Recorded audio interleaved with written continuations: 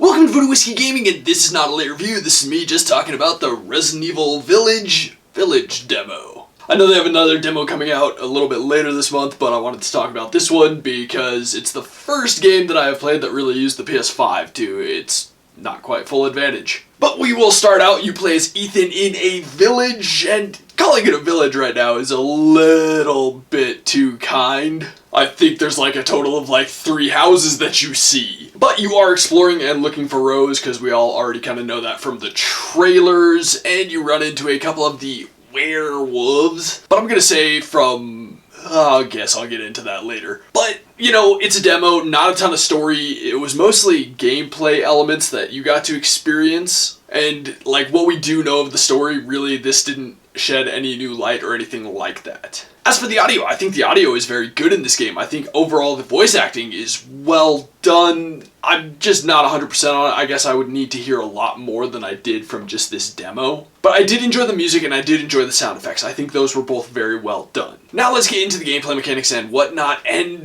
this is a first-person shooter, and I'm hesitant to say survival horror right now. Wasn't a lot of horror going on. There was some survival though. Ammo was very limited. Healing items were limited. But admittedly, so were the enemy encounters. It's a very short demo. But I do think it worked well, and it definitely felt very much like Resident Evil 7, but like I said, right now it feels a little bit more action-oriented, which isn't a bad thing. Resident Evil 7 definitely rode the line of survival horror and action, so I'm very much hoping that Resident Evil 8 will ride that line as well. Now let's get into the controls, and the first thing I'm going to say is I think the controls work very well. I didn't have any complaints, not unlike Resident Evil 7. They're very good controls. But this being the very first game that I've ever played that has used the haptic feedback, that threw me off at first. The combat was so weird for me when I was first using the gun, and there was take up on the trigger, a wall, and then a break like there is with a real gun. That just threw me off completely at first, and I gotta admit, I think that was a pretty cool element. But overall happy with what I was experiencing in the demo. Now, as for the visuals, this is a good looking game, very good looking game. I was really impressed with how it looked, but I am going to say one thing, the werewolves. They're referring to them as lycans, so that makes them werewolves, I guess.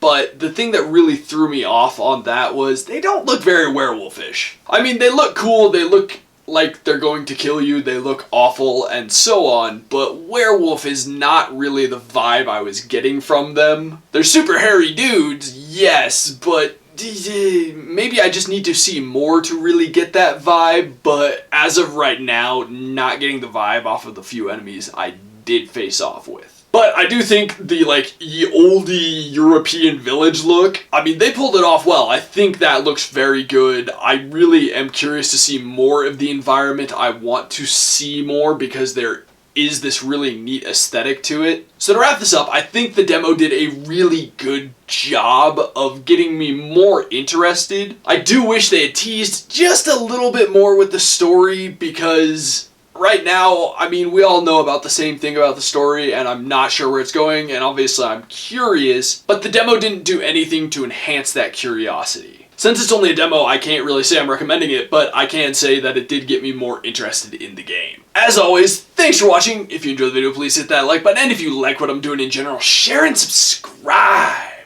Have a good one.